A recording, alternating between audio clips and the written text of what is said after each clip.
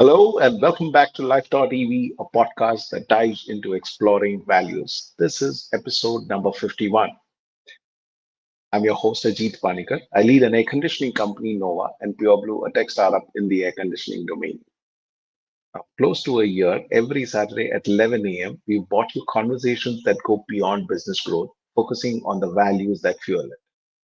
Welcome to Life.EV, where we explore values in life and business. And as always, I have Vivek Asrani with me.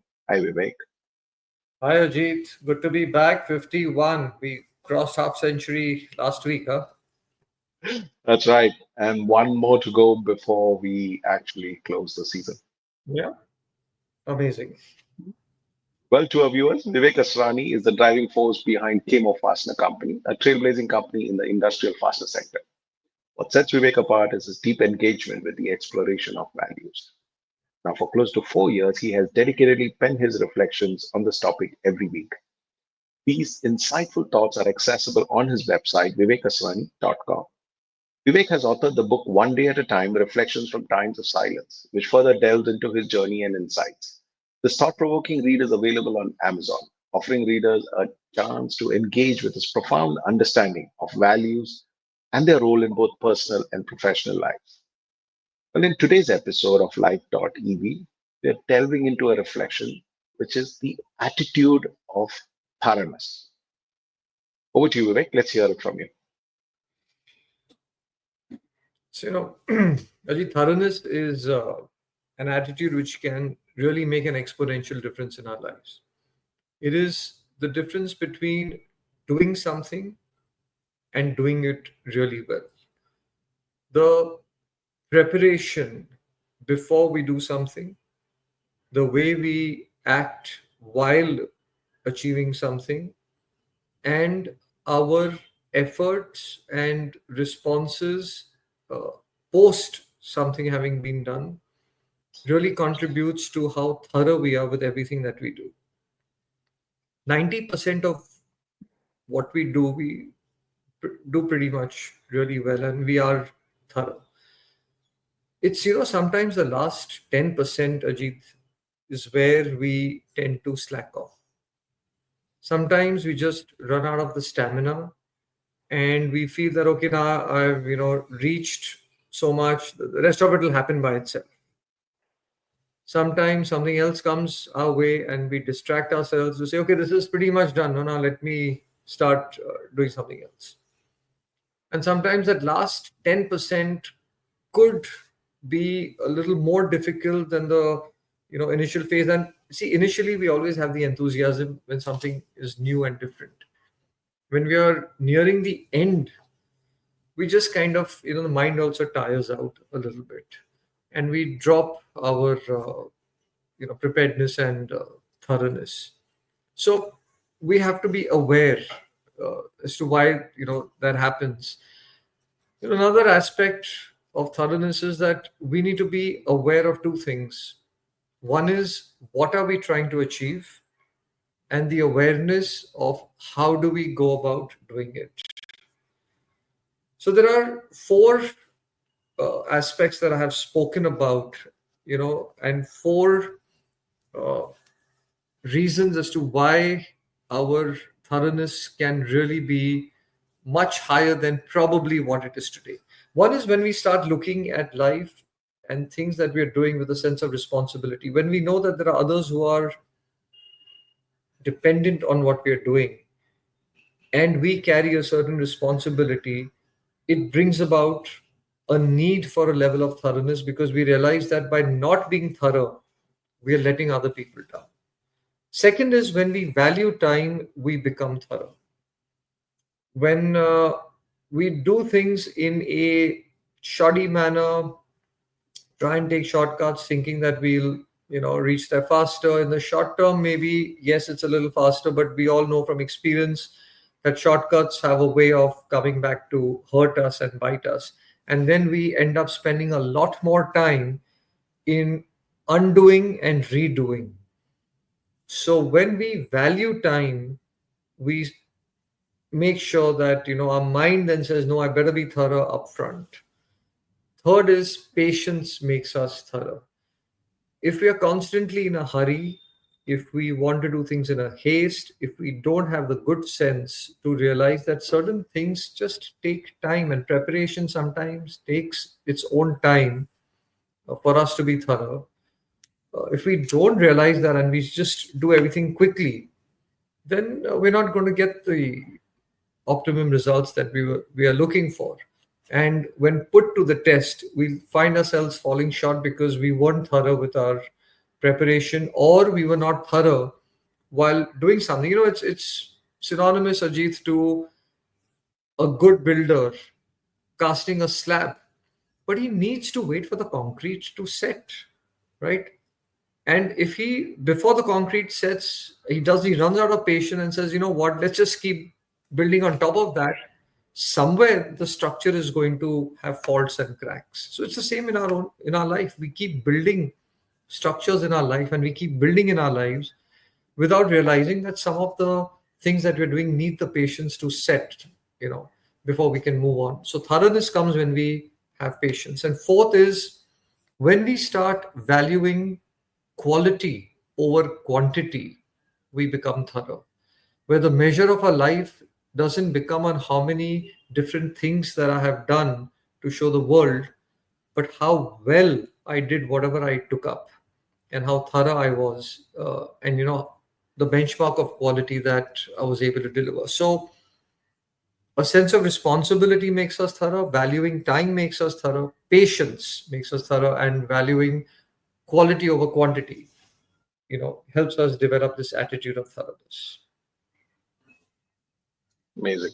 This, when you say as in an entrepreneurial environment, how do you balance being thorough and also the need to act quickly in a fast-paced situation? In enterprises, when you manage enterprises, there's a certain amount of speed. You cannot just say that, okay, let me just get it perfect, and that's how it is. So how do you balance between this thoroughness and the need to be fast-paced? So there's a beautiful saying that uh, if you're well prepared, it's half done.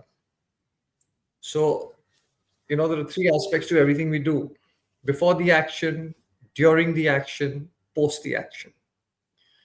If before the action we have already prepared certain things, then the going is going to be much easier when the speed out there picks up. And I'll give you an example of that. So that's the attitude prior to the action. During the action, if we are fully focused on what we are doing, and our mind is where our hands are, and we are always in the here and now, chances are we'll make less mistakes, and therefore we will move much faster. So it's not 3 steps forward, 1 step back. It's 2 steps forward, 2 steps forward, and you just keep going on and on and on. And the third aspect, which is post action, that after the event is over, when we willfully and consciously take the time to sit back and review how it went, what were some of the learnings and insights, that is the preparation for our next set of experiences. The problem is we don't want to spend time post action. We don't want to get into the reviews and the insights, right? Uh, During COVID, we were all hit with the unexpected, and things around us were moving much faster than we had anticipated. In a sense, I mean, it's just going all crazy, right? Now, companies who had already managed their cash flows, none of us expected this, right? But what we found was companies who had managed their cash flows, who already had a good supply chain, who had a good distribution network and a brand, and whose operations were digital, were able to cope with the situation much better than the others. Now, what does this mean? Even before COVID, I was thorough. My cash flow was in place. Not because I was expecting a crisis, but that was the right thing to do. I was thorough that my supply chain was healthy, that I wasn't running neck to neck all the time. I was thorough that we had a good diverse set of customers, because that's the way I would like to grow my business. I wasn't dependent and sitting back just because I had a few very good and big customers. And because I was thorough that, look, the world is changing and everything is moving digital, let us also start adapting to that before it becomes too late, even though we didn't need to. Of course, due to COVID, we all pivoted to digital at a different level and speed. So one is the attitude of thoroughness, Ajit, stays and remains with you. Second is,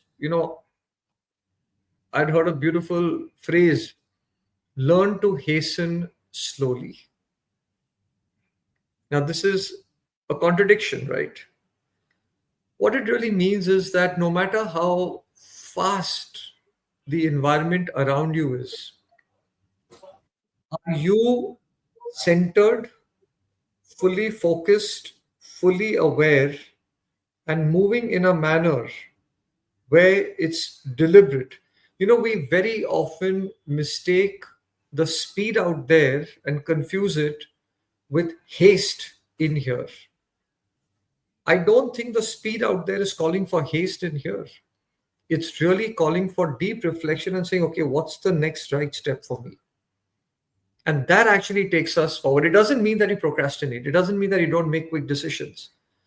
The third thing that happens is that a lot of decision making becomes intuitive because you are already in tune with all the parameters and all the factors that will help you make that decision. And why are you in tune? Because you're being thorough about various things. If I was not thorough with my customers or my team, then when a crisis hits, I'll first be running around to build a relationship with customers who I haven't spoken to for years, or try and understand the strength of my team whom I hadn't really spent time on, with reviews and other things. I said, yeah, things are going on. I don't need to bother about all this. So when you're in tune, in a way, it becomes a state of readiness and alertness, and the daily discipline of saying that the attitude of thoroughness is not to be pulled out of the bag when there is a problem. It is a way of being at all points of time. To give an example, when the army is alert and prepared in peace, when there, God forbid, there is a problem, that's not when they start training. They're ready for the situation and they respond to it. So that thoroughness is, that attitude. And then decision making becomes faster because we're already in tune. So, has this thoroughness played a big important role for you to build trust with clients, stakeholders, and your team? Has that really actually played a big difference for you in business? I'll tell you where it has helped me the most. It has taken away the discussion from who is right to what is right. If I'm not thorough with my work and I haven't done my homework, then the discussion will meander to personalities, emotions, and then I will be attacking the person in front of me versus the issue.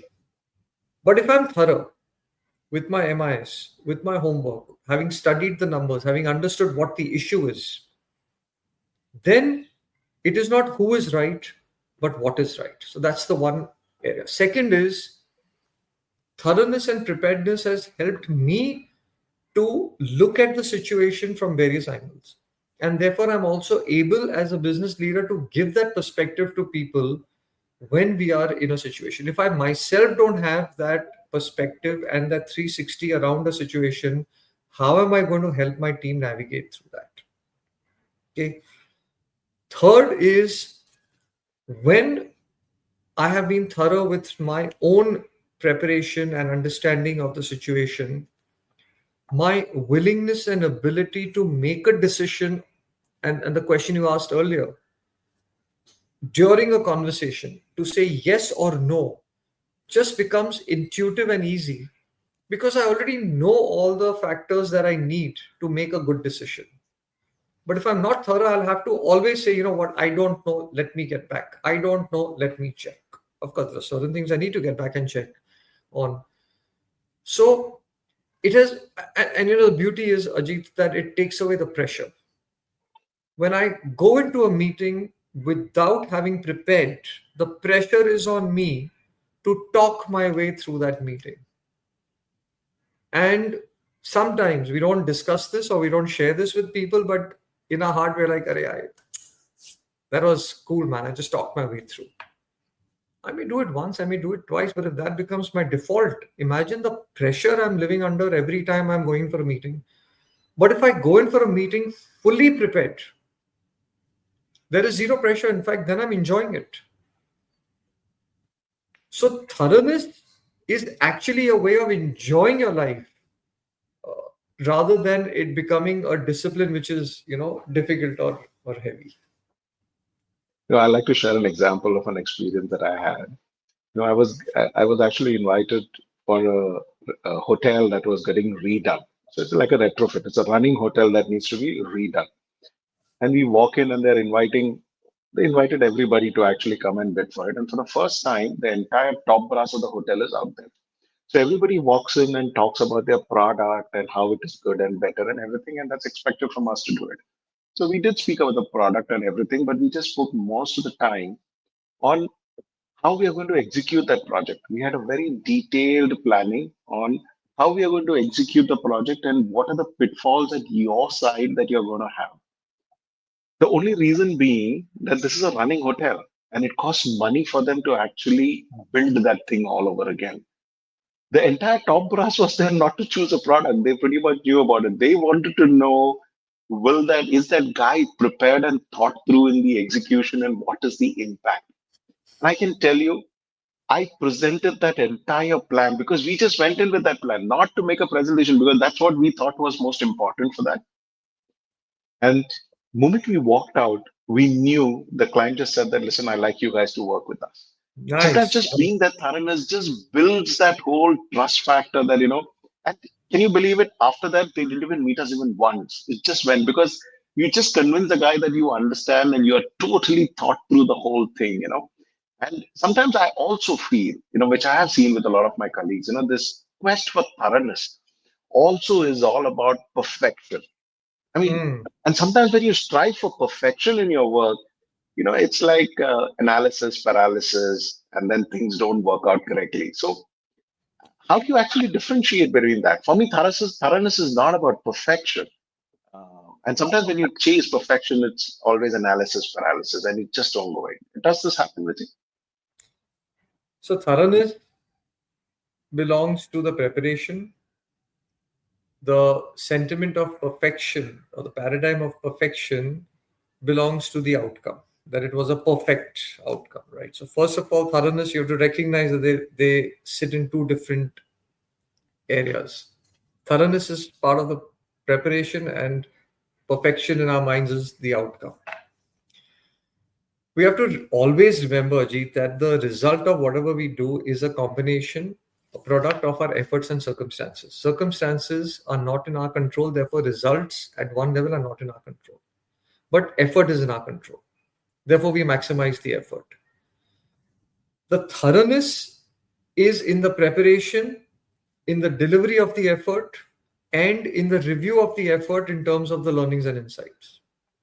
Circumstances, they were favorable, we may get a sense of, wow, it was a perfection.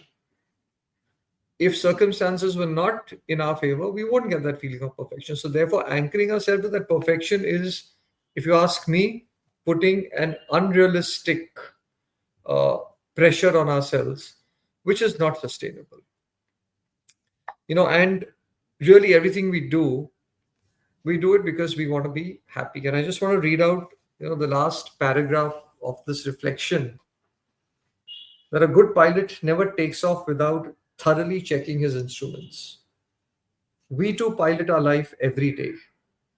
It is the attitude of thoroughness that will determine our altitude of joy. So drop this word perfection.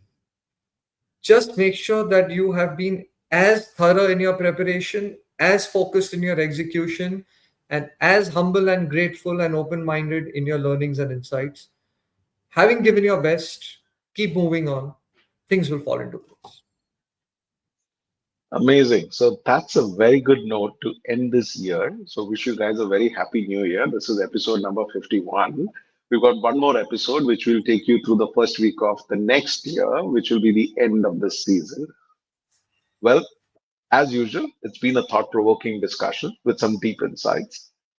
And we've given you enough to think about, share these ideas with your friends, with your family. You should just ask the simple questions. What do you think of this conversation? And see where this whole conversation leads. And we love to hear from you. Join the dialogue on our social media platforms. Share your questions, your learnings, and insights you gained from this episode. It's through these shared experiences and perspectives that we all grow and learn. Well, that's what we have time today for. And join us next week for the final episode on Life.EV with another interesting, enriching episode where we talk about reflections that's all about exploring values in our lives. Vivek, thank you very much. See you next week for our final episode of Life.EV. Thank you very much, Looking my friend. forward to it. Thanks. Bye. Thanks a lot. Bye bye.